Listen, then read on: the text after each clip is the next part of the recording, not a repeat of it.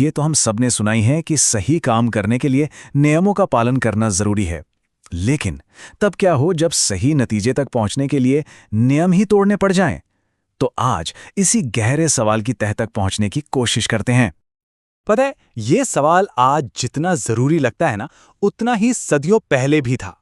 तो आइए इस गुत्थी को सुलझाने के लिए एक बहुत ही दिलचस्प और पुरानी कहानी की दुनिया में चलते हैं। तो ऐसा नहीं है कि ये कन्फ्यूजन सिर्फ हमें ही है। इसका जिक्र मिलता है भारत की प्राचीन कहानियों के मशहूर संग्रह बेताल पच्चीसी में। और ये कहानी हमें एक बड़ी ज़रूरी बात याद दिलाती है कि भाई, सही और गलत का रास्ता हमेशा सीधा सपाट नहीं होता। तो सोचिए, हम पहुंच गए हैं एक धर्मात्मा राजा के दरबार में, और राजा के सामने एक बड़ा ही पेचीदा मामला आता है। उन्हें दो ऐसे सेवकों के बीच इंसाफ करना है जिन्होंने राज्य की सेवा तो की, लेकिन उनके तरीके एक दूसरे से बिल्कुल अलग थे। अच्छा, तो यहां सीन में आते हैं दो लोग, दोनों ही अपने राज्य के वफादार हैं, लेकिन उनके काम करने का तरीका एक दूसरे से एकदम उलट। और बस यहीं से असली पहेली शुरू होती है। तो देखिए, मामला ये है।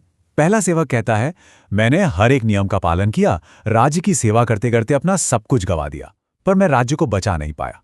दूसरी तरफ दूसरा सेवक है जो कहता है, हाँ, मैंने राज्य को बचाने के लिए नियम जरूर तोड़े, लेकिन नतीजा ये हुआ कि आज हमारा राज्य सुरक्षित है। अब कहानी में एक जबरदस्त ट्विस्ट आता है।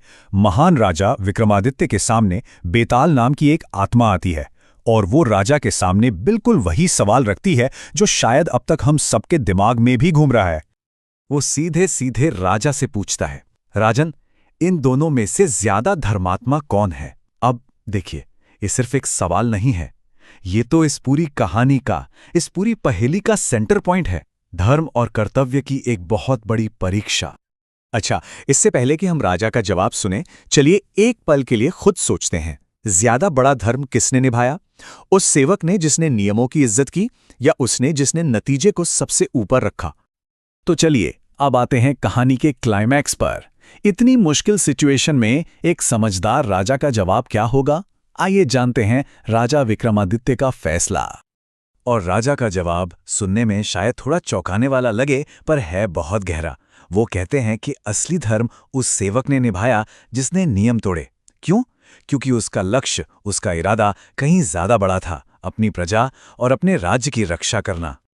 देखिए, राजा का ये फैसला सिर्फ ये नहीं है कि उसने दो में से एक को चुन लिया, नहीं, बल्कि इसके पीछे एक बहुत गहरा सिद्धांत है जो हमें धर्म के असली मतलब के बारे में कुछ बहुत जरूरी सिखाता है। मतलब इस जवाब से एक बात तो साफ हो जाती है, कोई भी काम सही है या गलत, ये सिर्फ इस बात पर निर्भर नहीं करता कि वो काम किया कैसे गया, बल्कि और वो चीज है उद्देश्य, यानी कि इंटेंट। राजा विक्रमादित्य का कहना है कि धर्म का असली सार किसी काम के पीछे के उद्देश्य में, उसके इरादे में छिपा होता है। आपका इरादा ही ये तय करता है कि आपका काम धर्म है या अधर्म। तो फिर इस पूरी कहानी से हम क्या सीख सकते हैं? सबसे पहली बात तो ये कि किसी भी काम की अच्छाई बुराई उसके आखिरी मकसद से तय होती है। दूसरी बात, कभी-कभी ये सवाल के काम क्यों किया गया, इस सवाल से ज्यादा जरूरी हो जाता है कि वो कैसे किया गया।